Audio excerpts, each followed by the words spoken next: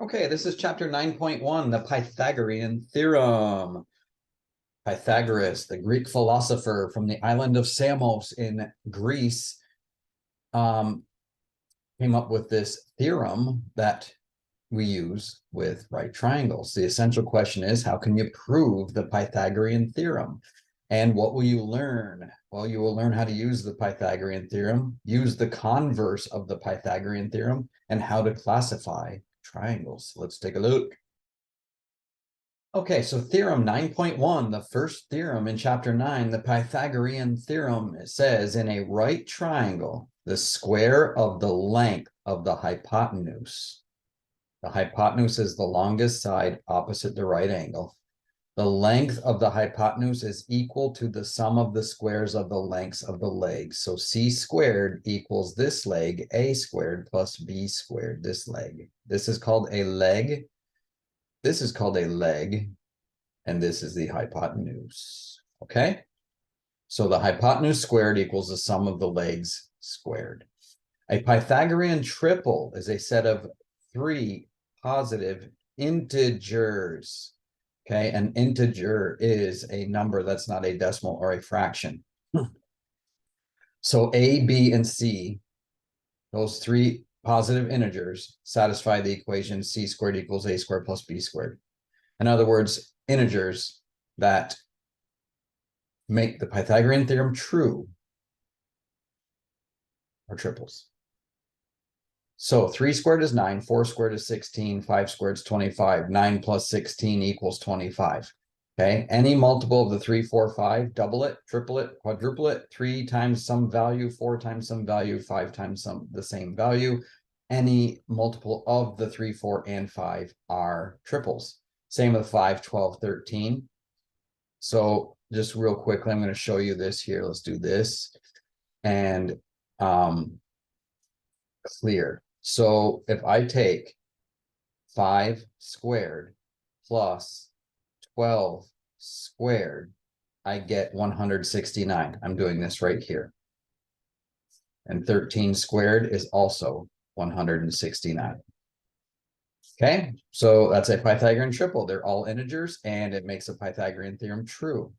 So you double that, you triple it, or any multiple of those, 5, 12, and 13, and you get any triple. So there's many, many triples. So if I take 8 and I square it, and I add 15 and I square it, and I get 289. So now I'm looking at this one here, not this one. So now we're looking at the 8, 15, 17. So 17 squared must be 289 because they say this is true, and therefore it is. There it is. So double it, triple it, or any multiple of 8, 15, and 17 is a Pythagorean triple. Now, if I move on to the last set that they gave us, there's more than this, but this is just 4 examples. If I take 7 squared plus 24 squared, that is going to equal 625 because 25 squared is 625. And there it is. And then I double it, triple it, or any multiple of that 7, 24, and 25 will give me another common triple. Okay. So the most common Pythagorean triples are in bold, but the most common one is the 3, 4, 5. Okay. The other triples are the result of multiplying each integer in the bold by the same factor. So let's take a look at this. Okay, so using the Pythagorean theorem, it says find the value of x, then tell whether the side lengths form a Pythagorean triple. So remember, if I call this A and this B, the hypotenuse is C, the formula is c squared equals a squared plus b squared. And since c is x in this case, I'm going to plug in x for c, x squared equals a is 5, so that's going to be 5 squared, plus b, which is 12, and that's 12 squared. So x squared equals 5 squared, which is 25, and 12 squared is 144. Simplify, x squared equals 25 plus 144 is 169. And then if I take the square root of both sides, I find my x. And the square root of 169 is 13. So then I have a 5, 12, 13 sided figure. The figure's got 5, 12, and 13. 5 squared plus 12 squared equals 13 squared. These are all integers, so it is a Pythagorean triple. Okay, and it's that easy. If this one of these was a radical or not a perfect integer, I should say, not an integer, a decimal or something, then it would not be a triple. Okay, so there's example 1. So now you should be able to do what problems? I didn't put it on here. One moment. Okay, there they are, 3 and 4. You should now be able to do problem numbers 3 and 4 in your exercises. Okay, example 2, using the Pythagorean theorem again, find the value of x and tell whether the side lengths form a Pythagorean triple. So in this situation, you always need to be careful and make sure C is your hypotenuse opposite your right angle. Always make sure that first. A and B don't matter. I could call this A and call this B, or I could have called this A and this B, but C has to be across from the right angle or the hypotenuse. Okay, so now with that being said, I'm going to write the formula. C squared equals A squared plus B squared. Substitute my givens. 14 squared equals 7 squared plus x squared. Pretty simple, right? 14 times 14. 14 squared, in other words, is 196. 196 equals 49 plus x squared. Subtract 49 from both sides. This will cancel, leaving me with x squared on the right. And this is going to be 7 and 4 and 1. Is that right? 147. And so when I get the square root of 147, I take the square root of both sides. I'm going to get x here equals, and off to the side, I'm going to take 147. And because if I go to my calculator and take the square root of 147, I get a decimal. And I don't want to approximate, so I'm going to see what I can do with a factor tree, see if I can simplify this radical. So 7 plus 4 is 11, plus 1 is 12. That tells me that since it's a 12, 3 will go into 12, 3 will go into 147. So 3 goes into 14 4 times with a remainder of 2, and 3 goes into 27 9 times. So 3 times 49, well, 49 is a perfect square. That's 7 times 7. So this simplifies to 7 square root 3 because this pair goes outside and the one that's left alone stays under the radical. So this equals 7 square root 3. That is a decimal approximation, but I'm not going to do that right now. And the square root of 3 makes this not an integer. So it says, tell whether the side lengths form a Pythagorean triple, and the answer is no. 7 square root 3 is not an integer. 7 and 14 are, but 7 square root 3 is not. Okay, so that's how you do example 2, and now you should be able to do problem number 7 and 8 in your exercises. Okay, example 3 is solving a real-life problem. So here we have 2 skyscrapers shown, and they're connected by a skywalk. This is a walkway here. So if I put a guy up here, so if I put this dude right here and I call him Luke, then, and he's on this, would that make him a Luke Skywalker? Oh, anyway, the skyscrapers shown are connected by the skywalk with support beams. Use the Pythagorean theorem to approximate the length of each support beam. All right, so the support beam is this side here, down here, right here. And this was a 90-degree angle. We know it's a right angle. And this is 23.26 meters. And this is 47.57 meters. So I know A, I know B, I don't know the hypotenuse, which is our support beam. So we write C squared equals A squared plus B squared. And C squared, we don't know, that is X. And it doesn't matter which one you call A or B. I'm going to call A 23.26 squared plus 47.57 squared. Okay, so just to simplify this, I'm going to take the square root of both sides right here. And that's going to leave me with x equals. Okay. And I'm going to put this in my calculator. So if I just go to my calculator now and turn it on and clear it, and I do the square root, I'm just going to put all of this in at once.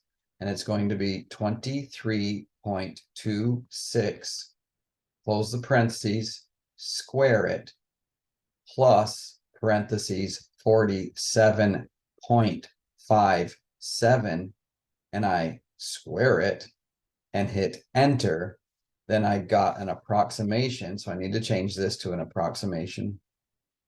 Okay. And it's 52.95. And did it say where to round? It said use the Pythagorean theorem to approximate the length of each support beam. So since there are 2 decimal places in the skywalk and the height, then I'm going to use 2 decimal places for the support beam distance. And it's 52.952. That will truncate or round down to 95. So it's 52.95. So I will put in approximately 52.95 meters. Okay, and that's the answer to this problem. So that's how you deal with larger numbers. Just use your calculator, set it up, do the square root, rather than squaring that and then adding them and then taking the square root. Just put it in your calculator as one easy calculation. Now you should be able to do problem number 13 in your exercises. Okay, a quick sidebar here before the next example. Using the converse of the Pythagorean theorem. The converse of the Pythagorean theorem is also true. You can use it to determine whether a triangle with given side lengths is a right triangle. So now we aren't told the angle is a 90-degree angle. We are told that we have 3 side lengths, and then we use the Pythagorean theorem to determine if it is a right triangle.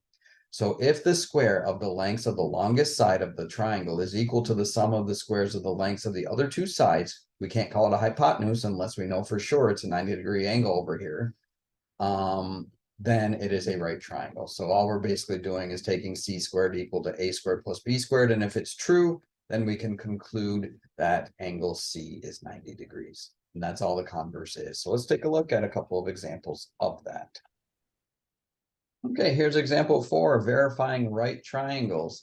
So tell whether each triangle is a right triangle. Well, we have an 8, we have a 7, we have a square root of 113. The first thing you should do is determine what that square root of 113 is, because we want that, we have to set this up correctly, and we want the longest side squared equal to the other 2 shorter sides. So square root of 113 is 10.63 approximately. So this is approximately 10.63. And now I know it's more than 8. Well, 8 squared is 64 and 7 squared is 49. So I could have done it that way as well.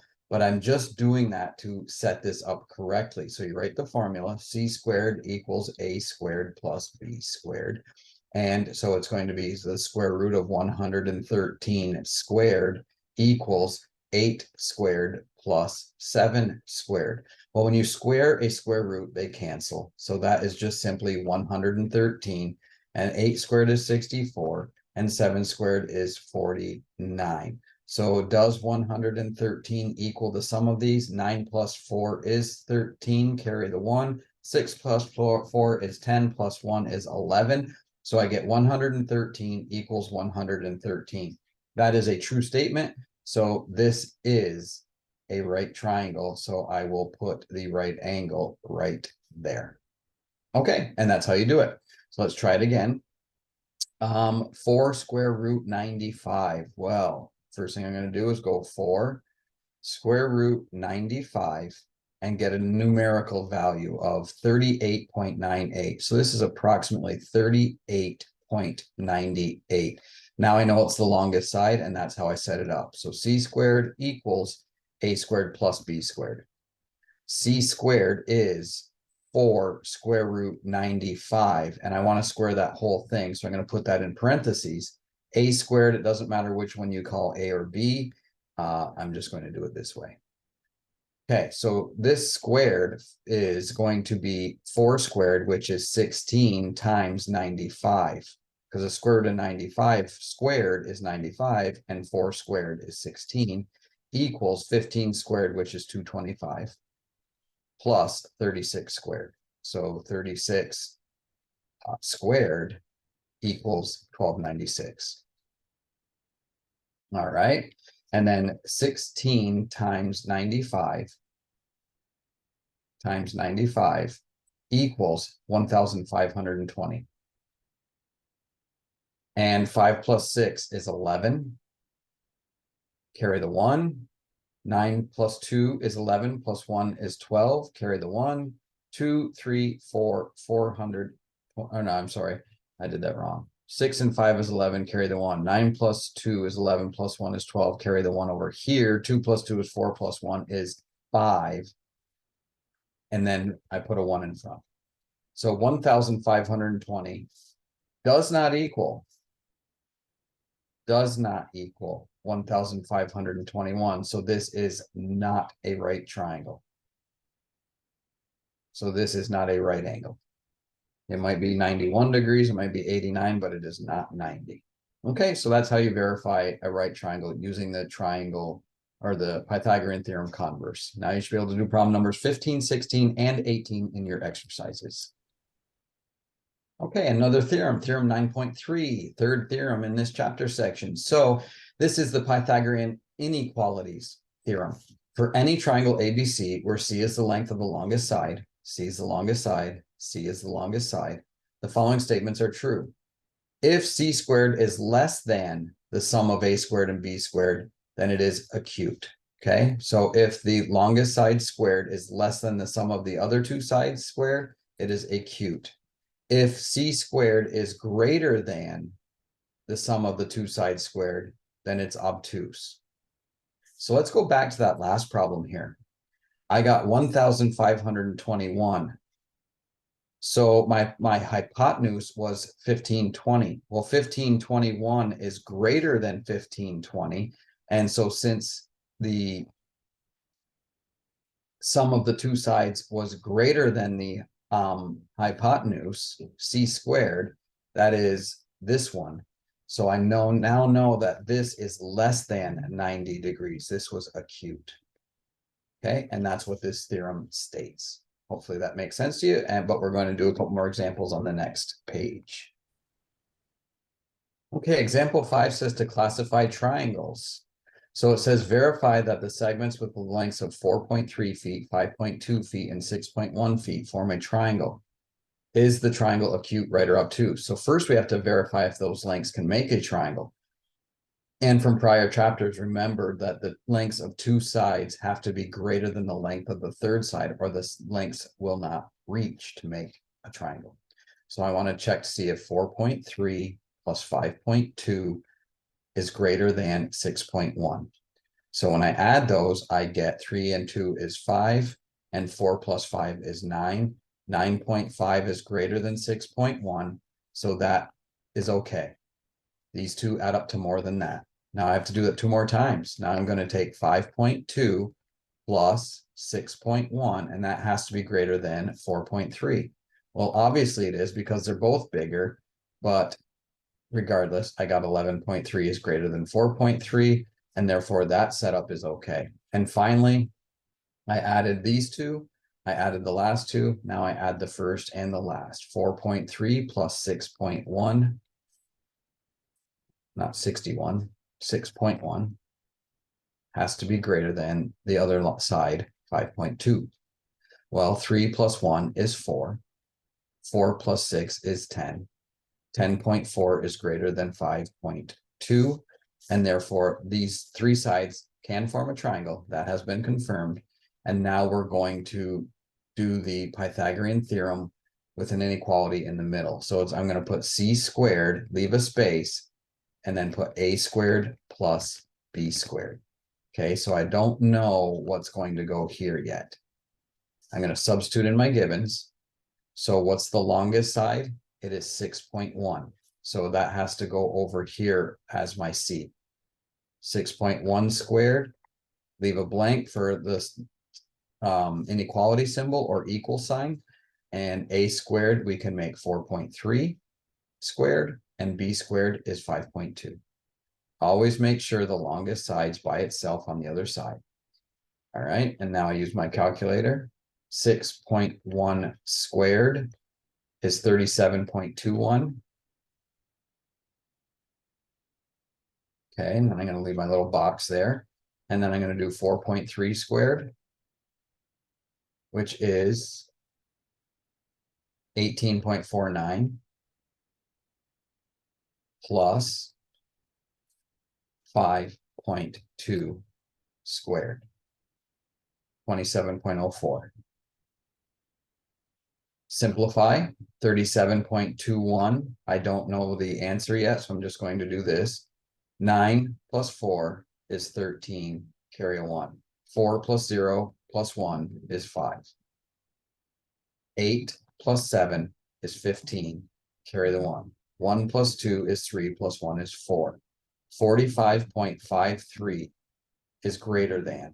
So 37.21 is less than 45.53.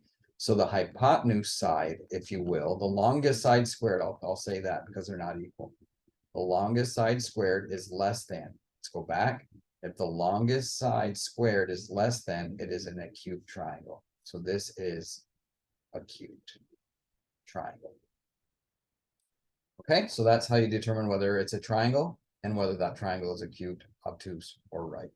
Now you should be able to do problem numbers 21, 22, and 24 in the exercises. Okay, so that brings us to the end of chapter 9.1. It's a quick, short video, quick, short lesson. So I added a few practice problems, review problems at the end. So thanks for watching and have a great day.